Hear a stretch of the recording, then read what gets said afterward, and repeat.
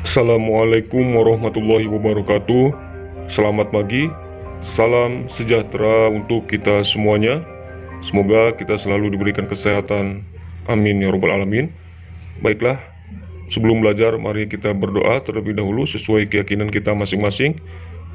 Bismillahirrahmanirrahim. Raditu billahi robba wabil islami dina wabi muhammadin nabiyya wa rasula. Rabbi zidni ilma warzuqni fahma. Amin.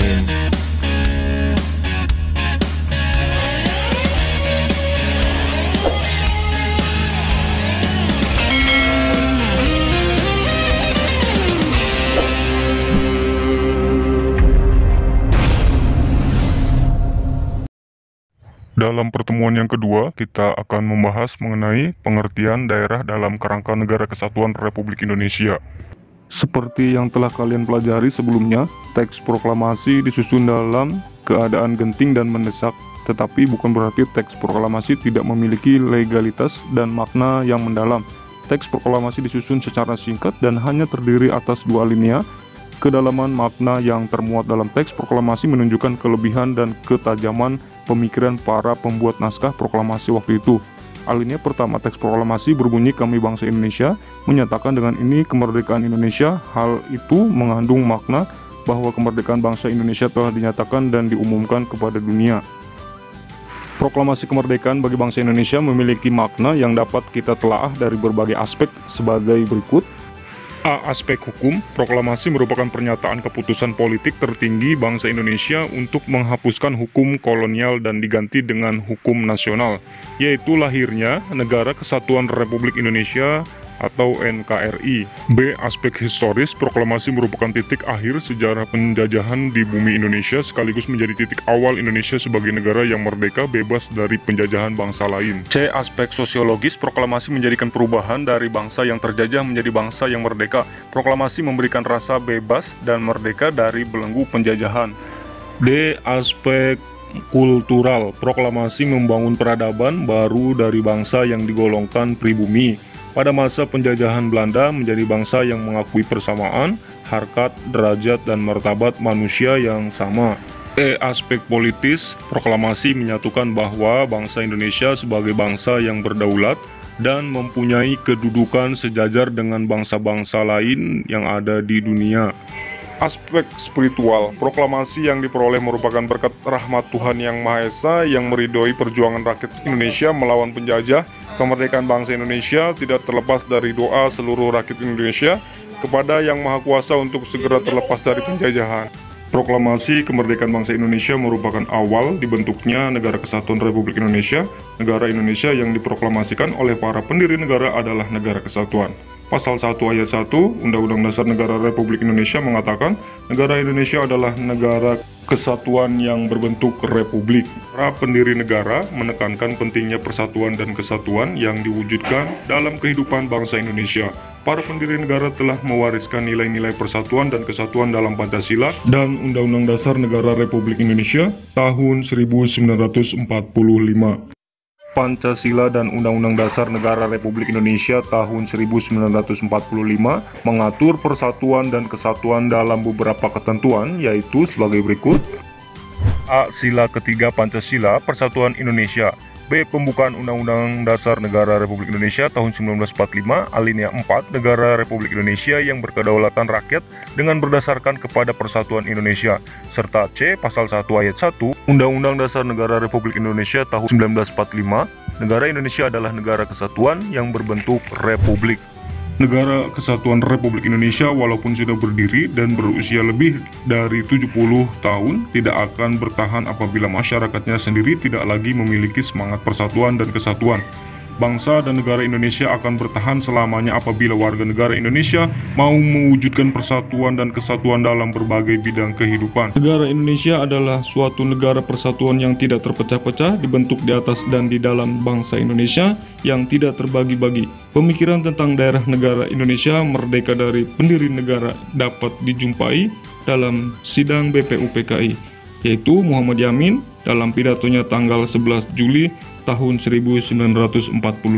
Ada beberapa daerah di Indonesia yang menyandang status otonomi khusus atau istimewa, yaitu A. Pemerintahan Aceh, B. Daerah Khusus Ibu Kota DKI Jakarta, C. Daerah Istimewa DIY Yogyakarta, D. Provinsi Papua, E. Provinsi Papua Barat.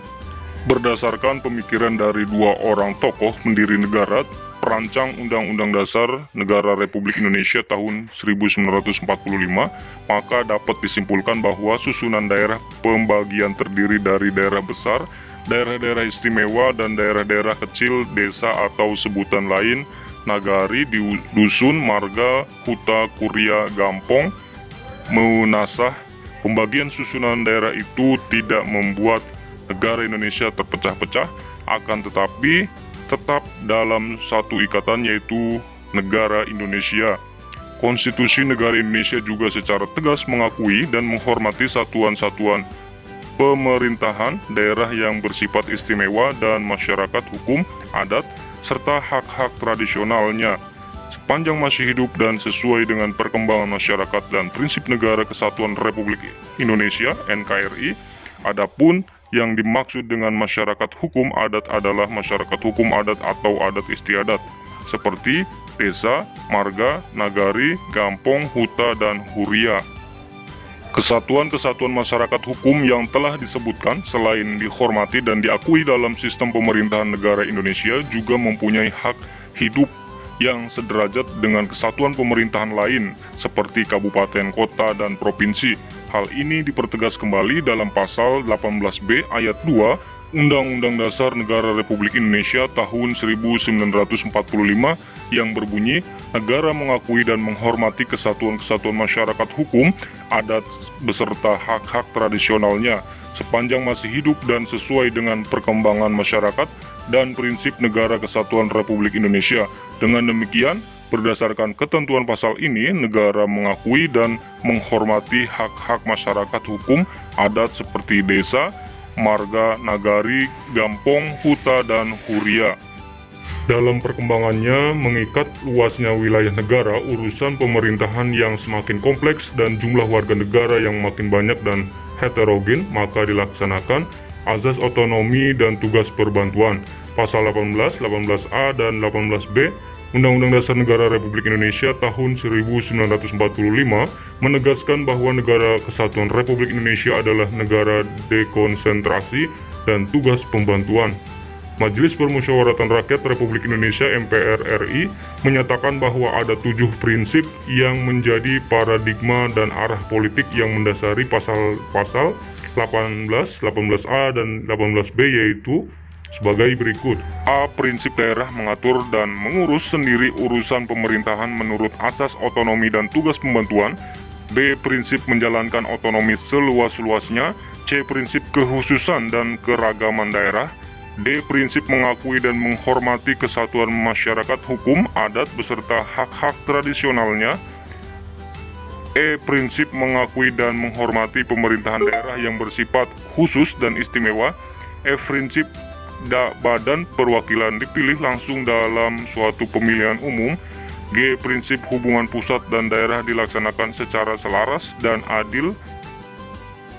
Penyelenggaraan pemerintahan daerah dalam Negara Kesatuan Republik Indonesia diatur dalam Undang-Undang Nomor 23 Tahun 2014, sebagaimana diubah dengan Undang-Undang Nomor 2 Tahun 2015 tentang pemerintahan daerah yang memuat tentang hubungan dan wewenang pemerintah pusat dan daerah, pembagian urusan pemerintahan, dan beberapa hal yang lain yang bertalian dengan otonomi daerah dalam kerangka Negara Kesatuan Republik Indonesia.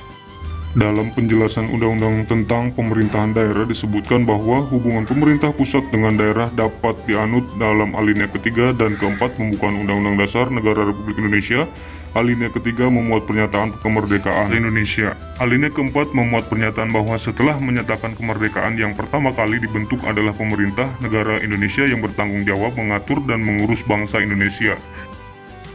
Pemberian otonomi yang seluas-luasnya kepada daerah diarahkan untuk mempercepat terwujudnya kesejahteraan masyarakat melalui peningkatan pelayanan, pemberdayaan, dan peran serta masyarakat.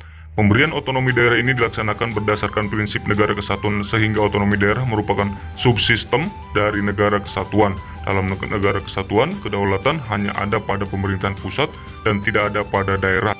Pemerintahan daerah dalam negara kesatuan merupakan satu kesatuan dengan pemerintahan nasional. Oleh karena itu, walaupun daerah diberikan kewenangan otonomi seluas-luasnya, akan tetapi bertanggung jawab akhir tetap berada di tangan pemerintah pusat. Penyerahan urusan pemerintahan dalam kerangka otonomi daerah ditujukan untuk menyejahterakan masyarakat, baik melalui peningkatan pelayanan publik maupun peningkatan daya saing daerah. Setiap pemerintah daerah wajib membuat maklumat pelayanan publik sehingga masyarakat di daerah tersebut mengetahui jenis pelayanan publik yang disediakan, bagaimana mendapatkan aksesnya, serta kejelasan prosedur dan biaya untuk memperoleh pelayanan publik tersebut, serta adanya saluran keluhan apabila terdapat pelayanan publik yang tidak sesuai dengan standar yang telah ditentukan. Baiklah anak-anakku semuanya, dalam pertemuan yang kedua ini yang sudah Papa sampaikan, semoga kalian dapat memahami dan melaksanakan dengan sebaik mungkin pengertian daerah dalam kerangka Negara Kesatuan Republik Indonesia.